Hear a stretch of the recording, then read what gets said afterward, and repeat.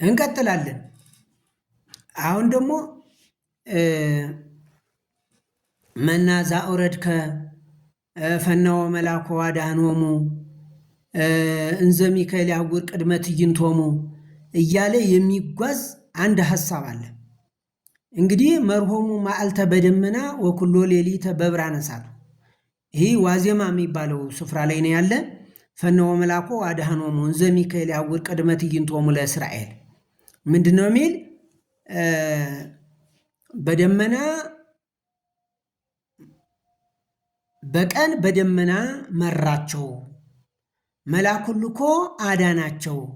እንዘ ሚካኤል ያውር ቅድመ ትዕይንቶሙ፣ ይህ ሚካኤል ከፊታቸው እስራኤልን ይሄድ ከፊታቸው ይሄድ ነበር ነው። እሺ ጥሩ። እንደሱ ከሆነ ዘጸአት 13 18ን እስኪ እንየው። ፊት ይሄድ የነበረው እንግዲህ እውን ሚካኤል ነው ወይ? እስኪ ሚካኤል ከሆነ እናያለን። ነገር ግን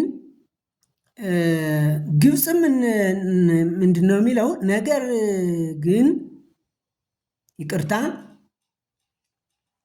ግን እግዚአብሔር ሕዝቡን በዙሪያ መንገድ በኤርትራ ባህር ባለችው ምድረ በዳ መራቸው።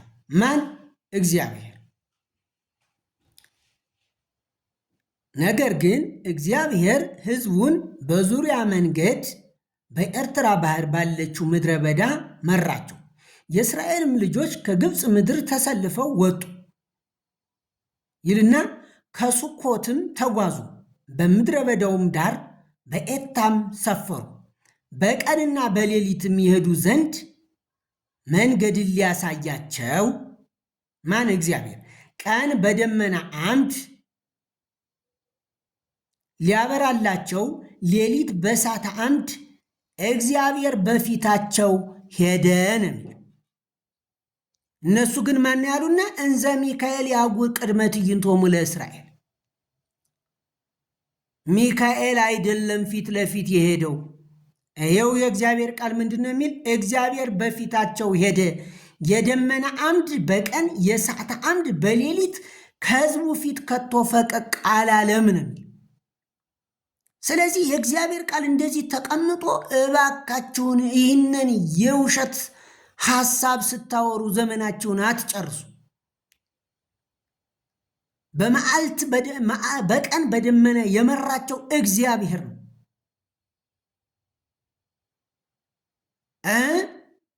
ፈነወ መልአኮ አድኃኖሙ።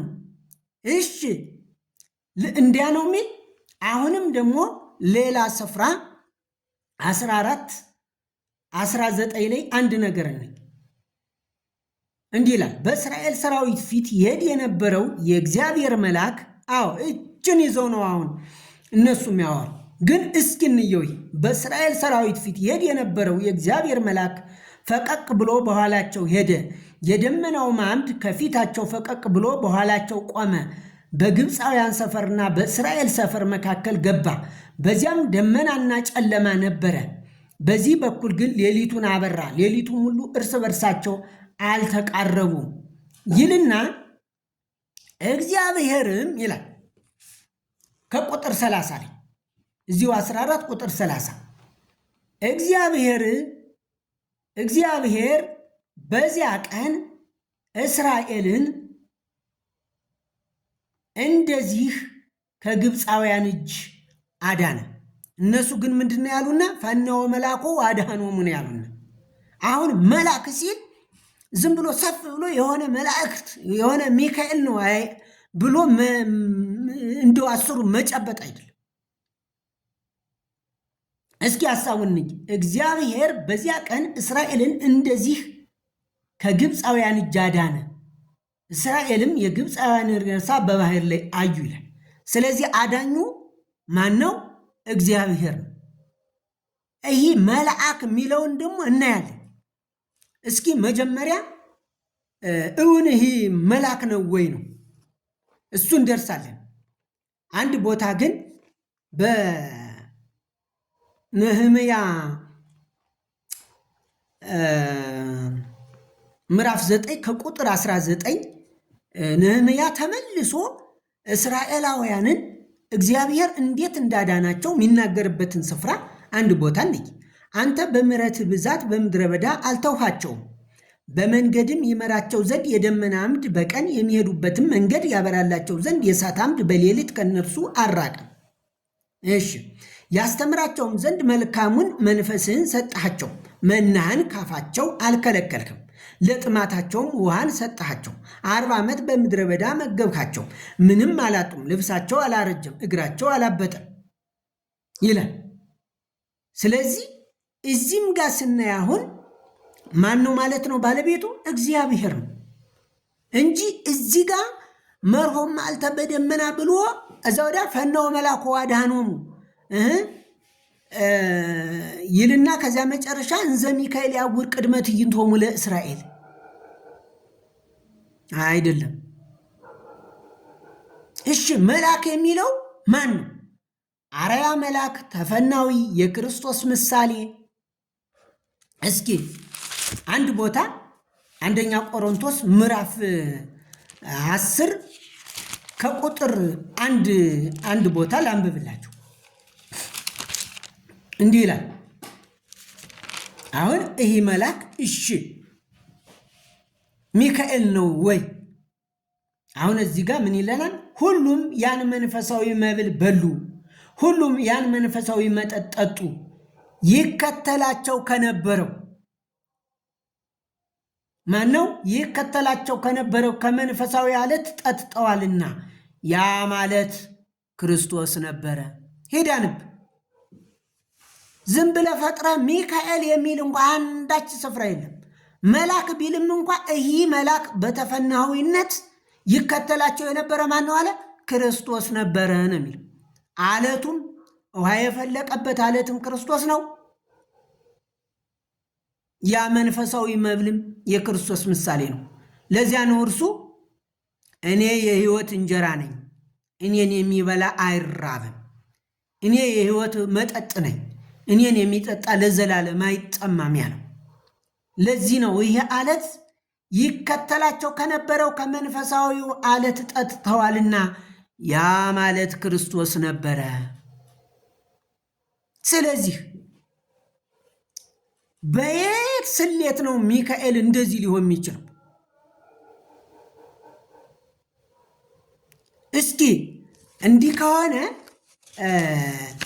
አንድ ስፍራ ልውሰዳችሁና የመላእክትን ሁኔታ ማየት እንችላለን። ዘፍጥረት ይዣችሁ ልሂድና አሁን መልአክ ሲል ብዙ ጊዜ መልአክ ያለው ሁላ መላእክት እየመሰላቸው ብዙ ሰዎች ዝም ብለው መልአክ ካለ በቃ መላእክት ነው። ግን ነው ወይ? ለምሳሌ ዘፍጥረት 16 ከቁጥር 10 ላይ ዘርሽን እጅግ አበዛዋለሁ ከብዛቱም የተነሳ አይቆጠርም አላት ይላል። ማንን? አጋር። ስለዚህ ይህ መልአክ ነው። ዘርሽን እጅግ አበዛዋለሁ እኮ ነው እያለ ያለው። ዘርን የማብዛት የማን? የእግዚአብሔር ነው የመላእክት ነው? ዘርሽን እጅግ አበዛዋለሁ ከብዛቱም የተነሳ አይቆጠርም አላት። የእግዚአብሔር መልአክም አላት እነሆ አንቺ ጸንሰሻል ብሎ ደግሞ ይላል። ስለዚህ ይሄ መልአክ ነው ወይ ነው? እሺ እንቀጥል። ከቁጥር አሁንም ደግሞ ዘፍጥረት 22 ደግሞ እንሄድ። 22:11 ላይ ደግሞ ምን ይላል? ከአብርሃም ጋር የእግዚአብሔር መልአክም፣ አሁን ስለ መልአክ ነው እያወራን ያለን። እውን ይህ መልአክ ነው ወይ ነው? ዘርሽን አበዛለሁ የማለት መብት የማን ነው? የእግዚአብሔር ነው የመልአክ? የእግዚአብሔር ነው። ስለዚህ አሁን ይህ መልአክ እንዳልሆነ እያንዳንዱን ስፍራ አሳያችኋለሁ። ለምሳሌ ከአብርሃም ጋር የሆነውን ላሳያችሁ። 22 ከቁጥር 11 ይላል፣ የእግዚአብሔር መልአክም ከሰማይ ጠራና አብርሃም አብርሃም አለው። እርሱም እነሆኝ አለ። እርሱም በብላቴናው ላይ እጅህን አትዘርጋ፣ አንዳችም አታድርግበት። ከዚያስ አንድ ልጅህን ለእኔ አልከለከልክም። ለማን? መልአኩ ልጁን ለመቀበል መብት አለው? ይኸውን መልአክ ነው። አንድ ልጅህን ለእኔ አልከለከልክምና እግዚአብሔርን የምትፈራ እንደሆን አሁን አውቄአለሁ አለ። ከዚያ ከቁጥር 15 ላይ ይሄድና የእግዚአብሔር መልአክም አብርሃምን ከሰማይ ሁለተኛ ጊዜ ጠራው፣ እንዲህም አለው እግዚአብሔር በራሴ ማልሁ ይላል፣ ይህን ነገር አድርጋልና አንድ ልጅህንም አልከለከልክምና በእውነት በረከትን እባርካለሁ፣ ዘርህንም እንደ ሰማይ ከዋክብት በባህር ዳር እንዳለ አሸዋ አበዛዋለሁ፣ ዘርህም የጠላቶችን ደርስ ይወርሳል፣ የምድር አሕዛብ ሁሉ በዘርህ ይባረካሉ፣ ቃሌን ሰምተሃልና ይላል። እና ይህ መልአክ ነው። እንደዚህ ማለት መብት አለው። ልጅህን ሰጠኸኛል ይላል። እሺ አሁንም ደግሞ ዘፍጥረት ምዕራፍ 31 ላይ እንሂድ ከቁጥር 1። አሁን ስለ መልአክ ነው እያወራን ያለ። እውን ይህ መልአክ ነው ወይ ነው? ሚካኤል እንግዲህ ሚካኤል መራ እስራኤል መራ ካል ሚካኤል እዚያ ጋር ሚካኤል ነው ወይ ነው? እሺ ዘፍጥረት 31 11 እና 13 የእግዚአብሔር መልአክ በሕልም ለያዕቆብ ሆይ አለኝ፣ እኔም እነሆይ አልኩት፣ እንዲህም አለኝ ዓይንህን አቅንተህ እይ፣ በበጎችና በፍየሎች እያለ ይነግረውና ቁጥር 13 ላይ ሐውልት የቀባህበት በዚያም ለእኔ ስዕለት የተሳልክበት የቤቴል አምላክ እኔ ነኝ። ማን? መልአኩ። የእግዚአብሔር መልአክ በሕልም ያዕቆብ ሆይ አለኝ፣ እኔም እነሆይ አልሁት ነው የሚለው። የማን? የእግዚአብሔር መልአክ። ወርዶ ግን ቁጥር 13 ላይ ምን ይላል? ሐውልት የቀባህበት ከኤሳው ሸሽቶ ሲሄድ ያደረበት መላእክት ሲወጡባት ሲወርዱባት ያያት ያችን መሰላል ነው። ያን ስፍራ ነው የሚነግረው። እንግዲህ ምን ይለዋል? ለእኔ ስዕለት የተሳልክበት የቤቴል አምላክ እኔ ነኝ። አሁንም ተነስተ ከዚህ ሀገር ውጣ፣ ወደ ተወለድክበት ምድር ተመለስ ይለዋል። ሲመለስ እሺ፣ አሁንስ ይህ መልአክ ነው? ጥሩ እንቀጥል እስቲ። አሁንም ዘፍጥረት 48 ላይ እንሂድ። ዘፍጥረት 48 ደግሞ አሁን አንድ ነገር ይነሳል። ያዕቆብም ዮሴፍን ባረከ፣ እንዲህም አለ አባቶች አብርሃምና ይስሐቅ በፊቱ የሄዱለት እርሱ እግዚአብሔር ከታናሽነቴ ጀምሮ እስከ ዛሬ ድረስ እርሱ ማን? እግዚአብሔር ከታናሽነቴ ጀምሮ እስከ ዛሬ ድረስ እኔን የመገበኝ እግዚአብሔር ከክፉ ነገር ሁሉ ያዳነኝ መልአክ እርሱ ከክፉ ሁሉ ያዳነኝ ምንድን? መልአክ እርሱ እነዚህም ብላቴኖች ይባርክ። የመባረክ መብት የእግዚአብሔር ነው የመልአክ። አንድም ስፍራ መላእክት ባረኩ ሚል የለም። አንድም ስፍራ። ስለዚህ ከክፉ ነገር ሁሉ ያዳነኝ መልአክ እርሱ እነዚህም ብላቴኖች ይባርክ ይላል። ይህ መልአክ ነው። እሺ እንቀጥል። አሁንም ዘጸአት 3ን አንድን እንይደው። ዘጸአት 3 ከቁጥር 2 ደግሞ እንዲህ ይላል፣ የእግዚአብሔር መልአክ በእሳት ነበልባል በእሾህ ቁጥቋጦ መካከል ታየው። እነሆም ቁጥቋጦው በእሳት ሲነድድ ቁጥቋጦውም ሳይቃጠል አየ። ሙሴም ልሂድ፣ ቁጥቋጦው ስለምን አልተቃጠለም? ይህን ታላቅ ራእይ ልይ አለ። እግዚአብሔር የእግዚአብሔር መልአክን ነው ሙሴ ያየው። ግን እግዚአብሔር እርሱ ይመለከት ዘንድ እንደመጣ ባየ ጊዜ እግዚአብሔር ከቁጥቋጦ ውስጥ እርሱን ጠርቶ የእግዚአብሔር መልአክ በእሳት ነበልባል በእሾህ ቁጥቋጦ መካከል ታየው ነው የሚል። አሁን ይህ እግዚአብሔር ደግሞ በምን ከቁጥቋጦ ውስጥ እርሱን ጠርቶ ነው የሚል። አሁን እንግዲህ መልአኩ አጅቦ መጥቷል ምናምን ብለህ ብታወሳስብ አያወጣም። የእግዚአብሔር ቃል ቆልጭ ብሎ ተቀምጧል። ከቁጥቋጦው ውስጥ መጀመሪያም ያየውም በአራያ መልአክ ነው ሲል ሊያየው ሲቀርብ ግን እግዚአብሔር እርሱ እግዚአብሔር ይላል። ወቱ ያ ሙሴ ያየው መልአክ አራያ መልአክ እግዚአብሔር እርሱ ይላል።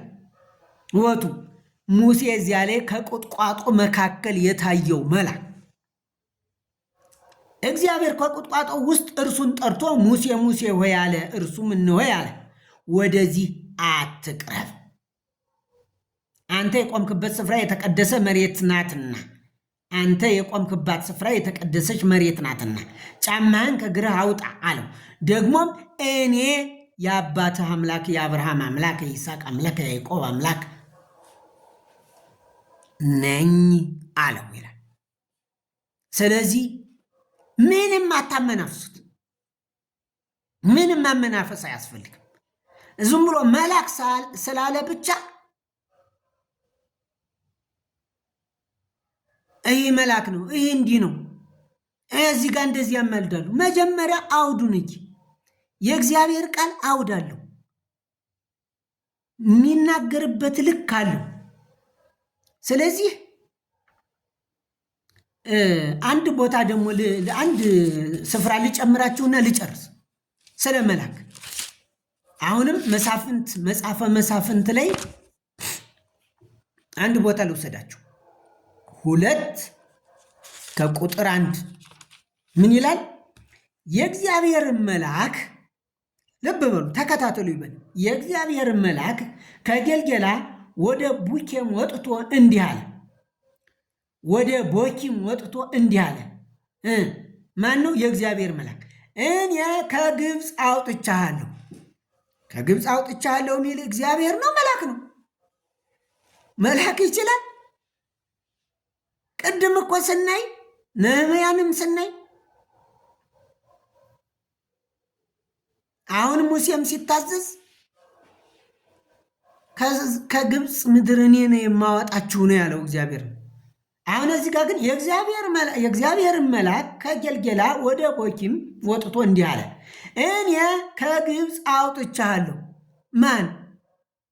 መልአኩ ነው ከግብፅ ያወጣቸው? ውሸት።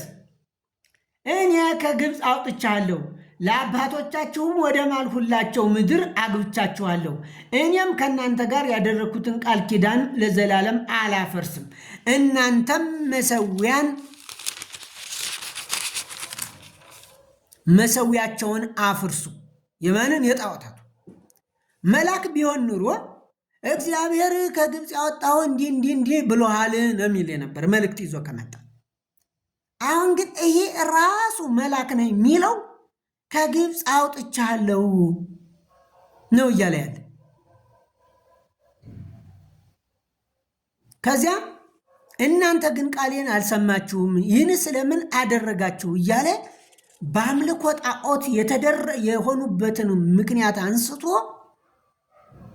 ይነግራቸዋል። እንዲሁም ነው እኔ ከእናንተ ጋር ያደረጉትን ቃል ኪዳን ለዘላለም አላፈርስም፣ እናንተ ግን ቃሌን አልሰማችሁም ይላል። ቃል ኪዳን መላእክት ከእስራኤል ጋር ቃል ኪዳን አድርገዋል። ውሸት። እባካችሁን ሊቃውንቱ ዜማውን ብቻ ማዜም አይደለም፣ ዜማውን ብቻ መጮህ አያዋጣም። ቃሉን በእግዚአብሔር ቃል የምታዜሙትን የምትጮሁትን በዚህ ልክ ማየት አለባችሁ። በእውነት ዝም ብላችሁ ነው የምትደክሙት። ይህ መልአክ ሚካኤል አይደለም። ማን ነው? የእግዚአብሔር አራያና ምሳሌ። ቅድም ያየነው አንደኛ ቆሮንቶስ ምዕራፍ 10 ከቁጥር 2 ላይ ይከተላቸው የነበረው ያ ማለት ክርስቶስ ነበረ ነው። ስለዚህ እባካችሁን ወገኖች ሐሳቡ ትክክል ስላልሆነ ነው። መልአክ ሚል ዝም ብሎ አንስቶ መሮጥ አይደለም። የእግዚአብሔር መልአክ ከጌልጌላ ወደ ቦኪም ወጥቶ እንዲህ አለ። ምን አለ? እኔ ከግብፅ አውጥቻችኋለሁ፣ ለአባቶቻችሁም ወደ ማልሁላቸው ምድር አግብቻቸው። እንዲህ እግዚአብሔር እኮ ነው ከነ አብርሃም ከነ ይስሐቅ ከነ ያዕቆብ ጋር የማለው። መልአክ ምሏል እንዴ? ይህም ዝቅ ብሎ እኔም ከእናንተ ጋር ያደረግኩትን ቃል ኪዳን ለዘላለም አላፈርስም። መልአኩ ነው እንዲህ ሚል?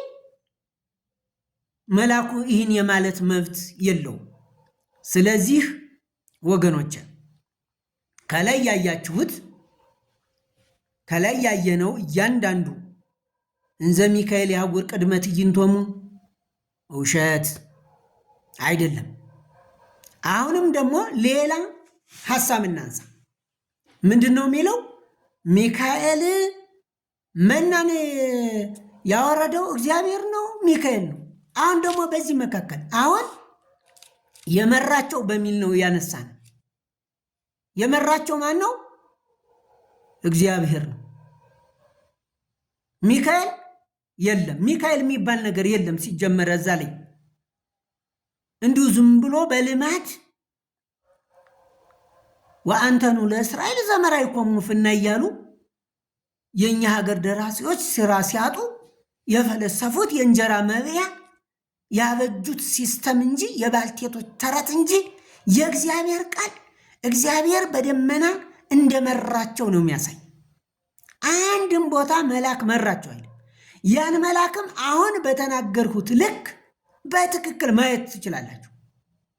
ስለዚህ እባካችሁን ሊቃውንት እስራኤልን የመራቸው እግዚአብሔር እንጂ ሚካኤል አይደለም።